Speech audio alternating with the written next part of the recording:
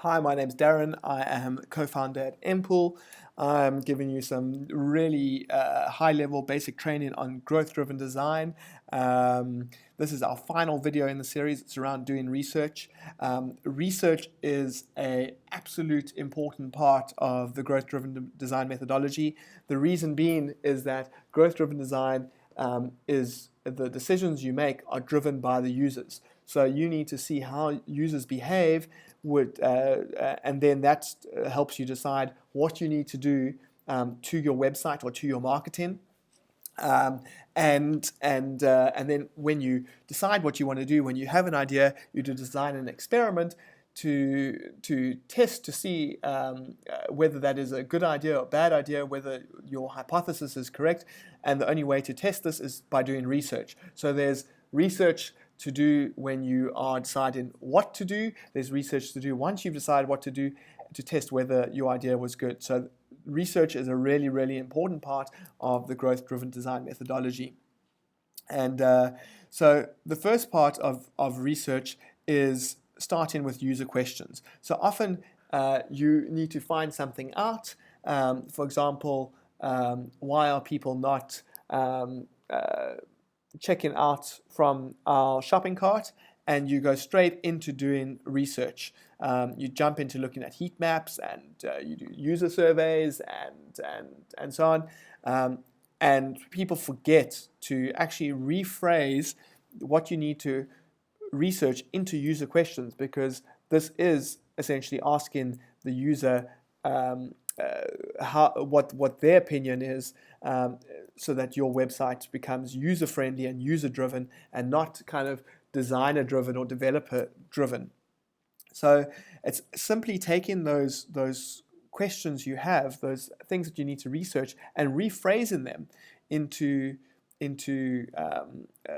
questions that you can ask a user. And you may not physically ask a user these questions. It may be that you're doing observational research and you're just looking at analytics, but you still want to rephrase that question into a user question.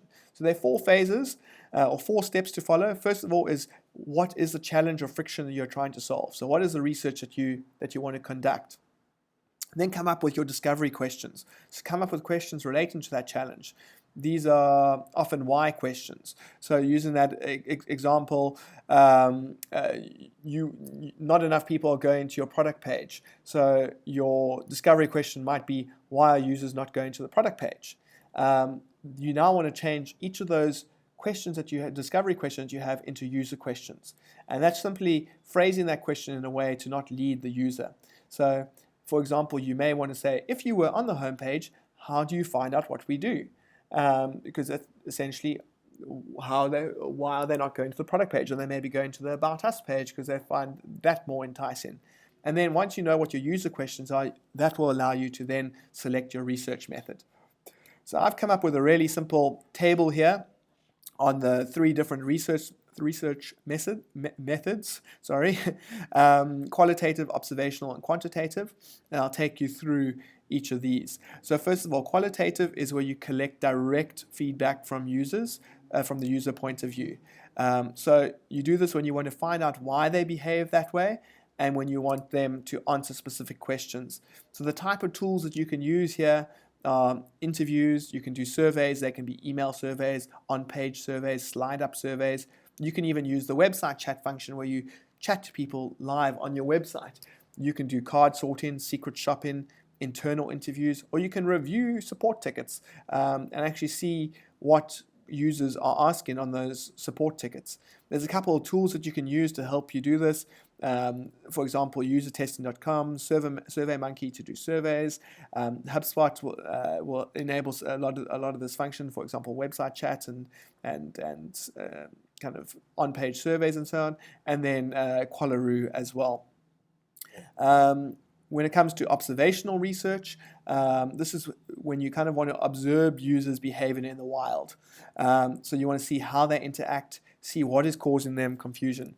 So this is where you use the really cool technology like click heat maps, scroll heat maps, session recording. using a product such as Hotjar, a really cool product. Check out Hotjar.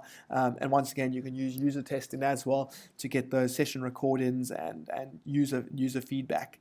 And then last of all is quantitative research, where you're looking at numerical tracking of actions and behaviors. Essentially, over here, you're looking for trends, and you may be testing and validating stuff that you found out in qualitative or observational research. So the tools that you use in here is simple tools like Google Analytics or HubSpot Analytics, event tracking, where you're looking for task completion, funnel tracking, where you want to identify drop-off or friction, cohort reporting, really cool reporting, where you compare groups of people doing something at a different start time. So there you can see you running a particular experiment, has it had an impact on a group of users, and split or multivariate testing, so your A/B testing or ABCD testing as an example. Once again, you can use things like Hotjar here, Google Analytics, HubSpot, and so on. So when you look at your user questions, you need to identify which of these kind of research methods and research tools are best fitted to answer your questions. There may be, in many cases, where you need to use multiple of these research tools. Just remember, don't go straight into the research, rather set those user questions, and then you'll be able to directly answer those user questions with this research method. And once again, just to reiterate, you're doing this research when you're busy deciding what you need to do, and then you're doing this research once you've implemented an experiment and you need to test to see if that experiment is actually working. So that concludes our growth-driven design training from MPool. I hope it has given you a very good overview on growth-driven design. And if you want to go into more detail, you can go and get your HubSpot certification and watch the training there. And that's all hosted by kind of Luke Summerfield. Also, if you have any questions or want to discuss growth-driven design further, please feel free to head over to our website and book a consultation with myself or somebody else on the team. And hope to get any of your feedback. You can get me on Twitter as well, at Darren Smith. Thanks so much.